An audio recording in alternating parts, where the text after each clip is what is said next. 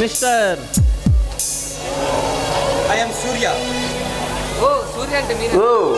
సూర్య అంటే మీరేనా? మిమ్మల్ని కలవడానికి ఇక్కడ దాకా వచ్చాను. By the way I am doctor Niranjan. Glad to meet you sir. నాతో మీకేంటి పని? పెద్ద పనే ఉంది. The great industrialist Vijendra Varma గారు తెలుసు కదా? ఇండస్ట్రియలిస్ట్ కాదు, ఆయన ఒక పెద్ద ఇగోయిస్టు. డబ్బుతో అహంకారం అనే అంతస్తు కట్టుకుని అందలం ఎక్కి కూర్చున్నాడు. ఆయన తెలియకపోవటం ఏంటి? అతనికి ఒక మనవరాలు ఉంది. తన పేరు నీలు. తన గురించి ఇప్పుడు ఎందుకు అడుగుతున్నారు? మరేమీ లేదు. నిన్న తనకు యాక్సిడెంట్ అయినప్పుడు తనని అపోలో హాస్పిటల్లో జాయిన్ చేసింది మీరే కాదు? అవును, నేనే. అయితే తనకు బ్లడ్ డొనేట్ చేసిన వ్యక్తి ఎవరు ఇక ఖచ్చితంగా తెలిసి ఉండాలి. ప్లీజ్ తను ఎవరో చెప్పండి. ఎందుకు? తన మనవరాలు రక్తం ఇచ్చి కాపాడినందుకు డబ్బులిచ్చి అభిమానాన్ని చాటుకోవాలని చూస్తున్నాడా ఆ పెద్ద మనిషి? నో, తన మనవరాలి ప్రాణాలను కాపాడమని తనని అభిపడతాకి తనని కాపాడుకోవడం వేరే దారి లేదు. అందుకే మేము ఆల్రెడీ అపోలో సివిల్ కూడా కాంటాక్ట్ అయ్యాం. కానీ అతని తాలూకా డీటెయిల్స్ ఏమీ తెలియలేదు. ఏమైనా అడగాలనుకుంటే పేషెంట్ని జాయిన్ చేసిన వ్యక్తిని సంప్రదించమని చెప్పారు. అందుకే ఇక్కడ దాకా వచ్చాను. ఏంటి ప్రాబ్లం? నీలుకేమైంది? తనని కాపాడటం ఏంటి? ఒకవేళ తనకిచ్చిన బ్లడ్ ఏమైనా ప్రాబ్లం అయిందా? ఇంపాసిబుల్. ఆ బ్లడ్ ఎవరినైనా త్వరగా రికవర్ చేయగలదు. అది మీకెలా తెలుసు? అది తర్వాత చెప్తాను. ముందు నా నీలుకి ఏమైందో చెప్పండి. నీ నీలునా? అంటే నువ్వు నీరు లవ్ చేస్తున్నావా? నేనే కాదు, నన్ను మించి నన్ను ప్రేమిస్తుంది. చెప్పండి డాక్టర్, నా నీలుకి ఏమైందో? ఐఎమ్ సారీ సూర్య, ఇలా అయితే నీకు ఈ విషయం గురించి చెప్పలేను. లేదు డాక్టర్, మీరు చెప్పి తీరాలి. లేదంటే మిమ్మల్ని ఇక్కడి నుంచి వెళ్ళనివ్వండి డాక్టర్. కూల్ డౌన్ మిస్టర్ సూర్య, కూల్ డౌన్. చెబుతాను. నీలాంబరి చాలా కాలం నుండి చాలా రేర్ డిజీస్తో బాధపడుతుంది. అది హార్ట్కి సంబంధించింది. గత 2 ఏళ్ళుగా మేము గతంలో గమనిస్తుంది ఏమిటంటే తన హార్ట్ బీట్ లెవెల్స్ క్రమక్రమంగా తగ్గుతూ వస్తుంది. మీకు అర్థమయ్యేలా చెప్పాలంటే నిమిషానికి 72 సార్లు కొట్టుకోవాల్సిన తన గుండె కేవలం 40 సార్లు మాత్రమే కొట్టుకుంటుంది. ఇది ఇలాగే కంటిన్యూ అయితే తను ఎంతో కాలం బ్రతకదు. మహా అయితే 2-3 నెలలు అంతే. తన దగ్గర అంత డబ్బున్నా ఒక చిన్న హార్ట్ సర్జరీ చేయించలేకపోతున్నాడు ఆ పెద్ద మనిషి. హార్ట్ సర్జరీ చేయించలేక కాదు, హార్ట్ డోనర్ దొరకక. నీలాంబరి బ్రతకాలంటే హార్ట్ ట్రాన్స్ప్లాంటేషన్ ఖచ్చితంగా చేసి తీరాలి. డోనర్ దొరకపోవటం ఏంటి డాక్టర్? అసలు తనది ఏ బ్లడ్ గ్రూప్? ఏ బ్లడ్ గ్రూప్ తెలియకుండా తనకు బ్లడ్ డొనేట్ చేశారా? తనకు బ్లడ్ ఇచ్చింది విశ్వదాత. అతను ఎవరికైనా రక్తం ఇవ్వచ్చు. ఎవరికైనా రక్తం ఇవ్వచ్చు, కానీ నీలాంబరికి మాత్రం కాదు. ఏంటి మీరు అనేది? కొంచెం అర్థమయ్యేలా చెప్పండి డాక్టర్. సాధారణంగా మనకు బ్లడ్ గ్రూప్స్ అంటే ఏ, బి, ఏబి, ఓ అనే 4 మాత్రమే తెలుసు. అఫ్కోర్స్ ఓ గ్రూప్ కలిగిన వాళ్ళు కూడా విశ్వదాతలే. కానీ దానికి మించి అరుదైన బ్లడ్ గ్రూప్ మరొకటి ఉంది. అదేంటో తెలుసా? బాంబే బ్లడ్ గ్రూపా? నో, అరుదైన అంటే చాలామందికి గుర్తొచ్చేది బాంబే బ్లడ్ గ్రూప్. కానీ దానికంటే అరుదైన రక్తాన్ని ఆస్ట్రేలియాలోని ఒక మహిళలో కనుగొన్నారు. బేసిక్గా సాధారణ వ్యక్తుల్లో రక్త కణాలకు యాంటీజన్ అనే ప్రోటీన్ పోత ఒకటి ఉంటుంది. అంటే ఏ గ్రూప్ వారిలో యాంటీజన్ ఏ ఉంటే బి గ్రూప్ వారిలో యాంటీజన్ బి ఉంటుంది. అదేవిధంగా ఎర్ర రక్త కణాలు 61 RL రకానికి చెందిన RLD అనే మరో యాంటీజన్ కూడా కలిగి ఉంటుంది. మన రక్తంలో RLD ఉంటే పాజిటివ్, RLD లేకపోతే నెగిటివ్. మనం ఆ RLDని పక్కన పెడితే అసలు రక్తంలో మెయిన్ RH అనే మెయిన్ బ్యాడే లేకుండా ఉండే రక్తం గురించి విన్నావా? నువ్వు మెడికల్ స్టూడెంటే కదా. అసలు నేను వినలేదు. అసలు RH లేకుండా బ్లడ్ ఎలా ఉంటుంది డాక్టర్? ఉంది. ఇది దేవుని సృష్టిలో మహా అద్భుతం. అదే the golden blood group of వరల్డ్గా పిలువబడి RH-NAL వైద్య పరిశోధన వివరాలను అందించే వెబ్సైట్ మొజాయి ప్రకారం 1991 నుండి ఇప్పటి వరకు ఆ అరుదైన రక్తాన్ని కనుగొనబడింది కేవలం 43 మంది వ్యక్తుల్లో మాత్రమే. అందుకే ప్రతి రక్తపు చుక్క బంగారం కంటే విలువైనది.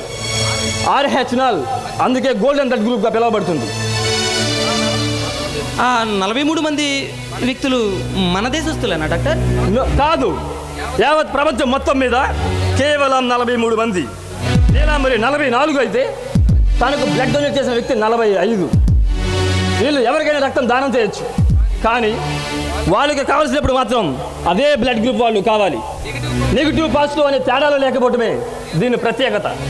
అందుకే ప్లీజ్ ఆ వ్యక్తి ఎవరో తెలిసి ఉంటే దయచేసి చెప్పండి.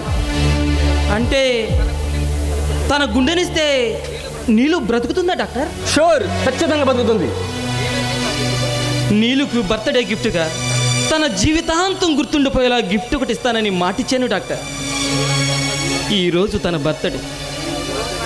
ఈరోజు రాత్రికే నేను అతన్ని మీ దగ్గరకు తీసుకొస్తాను. నిజంగానా? అయితే ఈ విషయం అర్జెంట్గా వర్మ గారికి చెప్పాలి. వద్దు డాక్టర్, అప్పుడే చెప్పదు. సాయంత్రం ఒకేసారి అందరినీ సర్ప్రైజ్ చేద్దాం. అప్పటి వరకు ఈ విషయం ఎవరితోనూ చెప్పొద్దు డాక్టర్. అయితే నేను అర్జెంటుగా వెళ్ళి ఆపరేషన్ కావాల్సిన ఏర్పాట్లు చేస్తాను. వస్తా.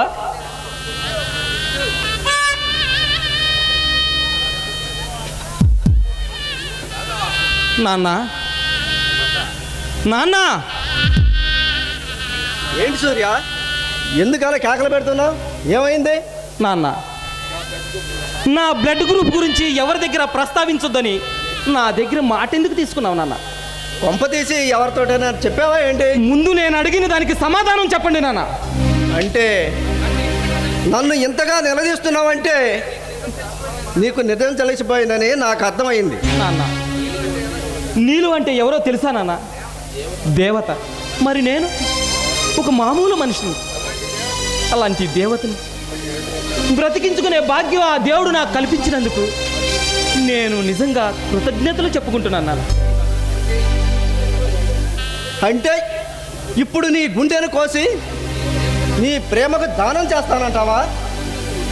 వద్దు సూర్య, లేక లేక పుట్టిన ఒక్కగానొక్క కొడుకుని నిన్ను కూడా పోగొట్టుకుని నేను ఎలా బ్రతకాలరా? వాళ్ళు బాగా డబ్బున్నవాళ్ళు, అవసరమైతే కోట్లు ఖర్చు పెట్టి విదేశాలలో వైద్యం చేయించుకుంటారు. వద్దు నాన్న, మనకి ప్రేమలు పెద్దోళ్ళు మనకొద్దు.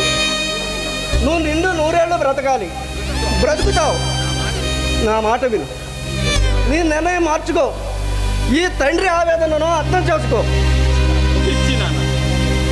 నీకో చిన్న కథ చెప్పనా? ఒకసారి విష్ణుమూర్తి ఆహాస్యంలో విహరిస్తుండగా వాహనమైన గరుత్మంతుడు ఆకాశంలో విహరిస్తుండగా అతని కంటికి ఒక చిన్న పక్షి కనిపించిందట. దాన్ని చూసిన ఆ గరుడ, ఆహా, ఈ పక్షి ఎంత అందంగా ఉంది అని దాని అందానికి ఆకర్షితుడై దాని వైపు చూస్తూ ఉండిపోయాడట. ఇంతలో అటువైపుగా వెళుతున్న యమధర్మరాజు ఆ చిన్ని పక్షిని చూసి పకపకా నవ్వి వెళ్ళిపోయాడట. అది గమనించిన గరుత్మంతుడు ఆ చిట్టి పక్షిని తన రెక్కలపై కూర్చోబెట్టుకుని యముడు చంపి ప్రాణాలు పట్టుకుపోవడానికే వచ్చి ఉంటాడని భావించి ఆ పక్షిని తన రెక్కలపై కూర్చోబెట్టి సప్త సముద్రాలు దాటి మహాపర్వత శిఖర పైభాగాన కూర్చోబెట్టి తిరిగి యముడి వద్దకు వచ్చి, ఓ యమధర్మరాజా, నువ్వు కొంత సమయం కిందట ఒక చిన్ని పక్షిని చూసి నవ్వావు, ఎందుకని? దాని ప్రాణాలు తీయాలనేనా అని అడిగాడట. దానికి యముడు, లేదు గరుడా, నేను నవ్వింది అందుకు కాదు, చూడడానికి అది చిన్నగా ఉన్న ఒక పక్షి, అలాంటి పక్షి మరికొంత సమయంలో సప్త సముద్రాలు దాటి మహాపర్వత శిఖర పైభాగాన దాగి ఉన్న ఒక సర్పము నోటిలో ఆహారంగా మారి తన ప్రాణాలు విడవబోతుంది అని విధాత తన తలరాతను రాశాడు. కానీ అది దాని చిన్న రెక్కలతో అంత దూరం ఎలా ప్రయాణించగలుగుతుందా అని, అది కూడా మరి కాస్త సమయంలోనేనని నాకు నవ్వొచ్చింది గరుడా అని అన్నాడట. ఈ కథలో నీతేమిటో తెలుసా నాన్న? మృత్యు అనేది కబలించడానికి ముందుకు వచ్చినప్పుడు ఆ మార్గం చూపేది ముక్కంటే సూర్యుడేనని మనం అర్థం చేసుకోవాలి నాన్న. ఓ అలాగా. శ్రీకృష్ణుడు దేవుడే కావచ్చు, కానీ యుద్ధం చేసింది మాత్రం అర్జునుడే. దేవుడు మార్గం మాత్రమే సూచిస్తాడు. విజయం సాధించాలంటే మానవ ప్రయత్నం కూడా ఉండాలి. నువ్వు చేసే ప్రయత్నం ఆత్మహత్యతో సమానం. దానికి ఆ దైవం కూడా అంగీకరించదు. కానీ నేను చెప్పే షరతుకు ఒప్పుకుంటే నేను అంగీకరిస్తాను. ఒప్పుకునే ధైర్యం నీకుందా? ఏంటా షరతు? సాయంత్రానికి గుండెను తెస్తానని మాట ఇచ్చావు కదూ. ఓ, చాటుగా ఉండి అంతా విన్నావన్నమాట. తన మనవరాలిని కాపాడుకోవాలనే ఆరాటం ఆ పెద్ద ఆయనకి ఉన్నట్లే నా బిడ్డ ప్రాణం ఇది.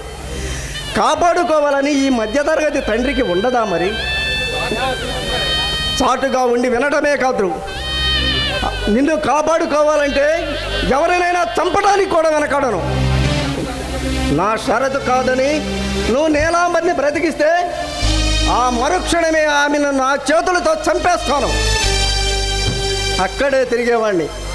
ఆమెను చంపటం నాకంత పనేమీ కాదు. మాటిస్తున్నాను. ఆ షరతు ఏమిటో చెప్పండి నాన్న.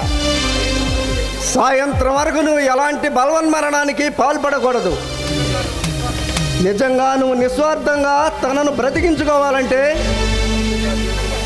నీకు మరణం నీ వల్ల కాకుండా ప్రకృతి వల్ల సంభవించాలి. అంతవరకు నువ్వు ఆత్మహత్యకు పాల్పడకూడదు. నాన్న, ఎందుకు నాన్న నువ్వు నన్ను అర్థం చేసుకోలేకపోతున్నావు?